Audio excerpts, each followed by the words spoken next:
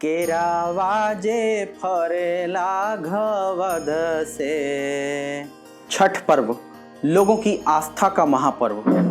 जी हाँ, कार्तिक महीने के शुक्ल पक्ष की चौथे दिन से शुरू होता है। पांचवें, छठे और सातवें दिन जाकर के ये पर्व पूरा होता है। इस पर्व में सभी इस व्रत को धारण करते हैं और जो लोग इस पर्व को मनाते हैं, जो लोग व्रत यानी उपवास रखते हैं, वो सब एक साथ मिलजुल करके डूबते हुए सूर्य और उगते हुए सूर्य को अर्घ्य देते हैं। ये इसीलिए लोगों की आस्था का महापर्व भी कहा जाता है।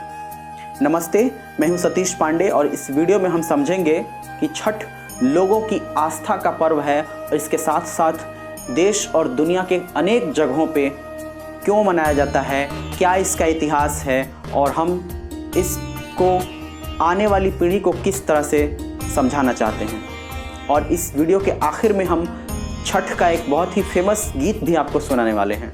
4 दिनों का यह त्यौहार है और चौथे दिन नहाए खाए बोलते हैं। 5वें दिन जो व्रत रखता है वो एक बार भोजन करता है, वो भी शाकाहारी और सादा भोजन, आमतौर पे मीठा भोजन करता है।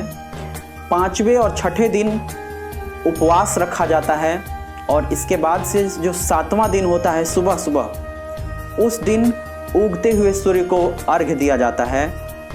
छठे दिन भी शाम को डूबते हुए सूर्य को अर्घ्य देने की ये एकमात्र परंपरा वाला त्यौहार है। सबसे पहले अगर छठ पर्व मनाने की बात करें तो सतयुग में, जी हाँ, ये माना जाता है कि सतयुग में राजा शर्याति की बेटी सुकन्या ने इस पर्व को सबसे पहले मनाया था। और अगर ये बात करें कि ये कहाँ कहाँ मनाया जाता है तो बिहार में एक जगह है मगध जगह के आसपास का जो एरिया है, आज के समय में कहें तो चूँकि वहाँ के लोग बहुत ज़्यादा दूर तक बसते हैं, रहते हैं, तो पूर्वी उत्तर प्रदेश और बिहार, इसके साथ साथ बिहार से सटा हुआ जो नेपाल है उसके कुछ हिस्सों में भी, और यहाँ के जो स्थानीय लोग हैं वो जिन जिन महानगरों में प्रवास करते हैं, यानी जिन बड़े शहरों में रहते हैं और दुनिया के किसी और देश में भी, जैसे अमेरिका में भी छठ का त्यौहार मनाने के लिए अनेक एग्जाम्पल्स मिले हैं। यानी कि अब कह सकते हैं कि छठ न सिर्फ बिहार और उत्तर प्रदेश, उत्तराखंड, बल्कि दिल्ली और मुंबई जैसे महानगरों के साथ साथ अमेरिका में भी मनाया जाने वाला बहुत बड़ा त्यौहार है।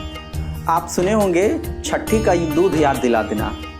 जी हाँ, ये पर्व भगवान सूर्य की उपासना का महापर्व है और माना जाता है कि कार्तिकेय को दूध पिला करके छठी मैया ने पालन पोषण किया था और उनको बड़ा किया था।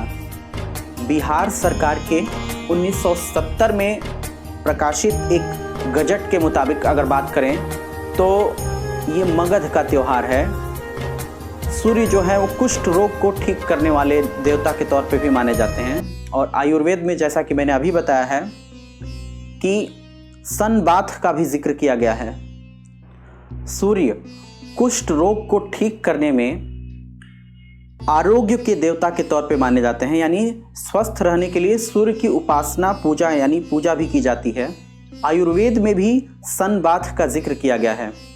इसके साथ साथ चूंकि छठ माता ने कार्तिकेय को दूध पिला करके उनका पालन पोषण किया था, यही वजह है कि इस पर्व में सूर्य की भी उपासना की जाती है। जहाँ तक बात करेंगे जो महापर्व है और लोगों की आस्था का महापर्व है, तो इसकी चर्चा करना बहुत ज़रूरी है कि इस फेस्टिवल में घर परिवार में साफ सफाई होती है। बाज़ारों में छठ पर्व की जो सामान की खरीद बिक्री होती है उसकी रौनक बढ़ जाती है। हर आम और ख़ास घर से कोशिश होती है कि छठ पूजा की जो तमाम जो चीज़ें हैं, जो देसी फल, मौसमी फल, जो उस मौसम में होने वाले जो सभी, जैसे मूली है, गाजर है, नींबू है, इसके अलावा अनेक सुपारी है, पान का पत्ता है, कोसी भरने के लिए भी तमाम चीज़ें हैं, जैसे केला है। केला से तो जुड़ा एक बहुत ही फेमस गीत भी है कि केरावा जे फरेला घवद से उन पर सूगा मेड़ राय। वो तमाम चीज़ें हैं, इनको खरीद बिक्री करने के लिए बाज़ारों में रौनक और चहल पहल बढ़ जाती है। इस पर्व में ठेकुआ प्रसाद के तौर पे बनता है। इसके अलावा बताशा, चिवड़ा, पूरी और इसके अलावा जो है वो कुम्हड़ा का सब्जी भी बनता है। ये तमाम नए कपड़े खरीदे जाते हैं। जो एक चंगेला होता है, जो बांस के से जो सामान बनाने वाले लोग होते हैं वो इसको बनाते हैं। इसके अलावा मिट्टी के दिए होते हैं, कोसी होता है और कलश होता है। ये सब भी मिट्टी का बर्तन बनाने वालों के दुकान से, उनके घर से आता है। तो ये वो तमाम चीज़ें हैं जिनसे लोगों की आस्था के साथ साथ लोगों का रोजगार भी कहीं ना कहीं से जुड़ा हुआ है। बात करें अगर छठ पर्व के इतिहास की, तो 12वीं सदी में जो पाल वंश था, वो पाल वंश ने कई मंदिर बनवाए थे। उनमें से एक सूर्य मंदिर की भी चर्चा की जाती है कि सूर्य मंदिर भी बनाया गया था। इसके अलावा जो 13वीं सदी में गुजरात के एरिया में एक जो विद्वान हुए, उनका नाम था हिमाद्री। हिमाद्री ने चिंतामणि नामक पुस्तक की रचना की। इस पुस्तक में बताया गया है कि हर महीने के 7वें दिन सूर्य की उपासना की जाती है। इसके साथ साथ उस सूर्य को उपासना के समय अर्घ्य भी दिया जाता है। इसके अलावा गढ़वाल वंश के जो शासक थे, जो कन्नौज के एरिया में रहते थे, उस सरकार में एक मंत्री थे लक्ष्मीधर। उस लक्ष्मीधर की एक बहुत फेमस रचना हुई कृत्य कल्पतरु। जी हाँ, कृत्य कल्पतरु में भी सूर्य की उपासना की बात की गई है। यानी ये वो इतिहास हैं जिनकी चर्चा हम आपको बता रहे हैं कि सूर्य की उपासना कब से शुरू हुई है। ये वो समय है। जहाँ तक इसके मनाने की बात करें तो एक साल में 2 बार, एक होता है चैती छठ और एक ये होता है कार्तिक के महीने का छठ।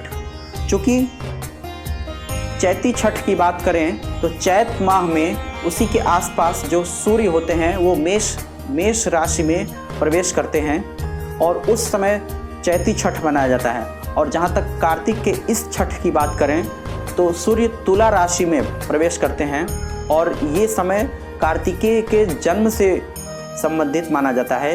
इसलिए इस फेस्टिवल को, इस कार्तिक वाले छठ को ज़्यादा मनाया जाता है। वीडियो के शुरू में मैंने आपसे एक छठ का एक गीत सुनाने का वादा किया था, तो वो मैं आपको सुनाता हूँ। केरावाजे फरेला घवद से, कोई पर सुगा मेड़ा राय, सुगाओ के मरबो धनुष से, सुगा गिरी हैं मुरुझाए, कांच ही बांस के बहंगिया, बहंगी लचकती जाए।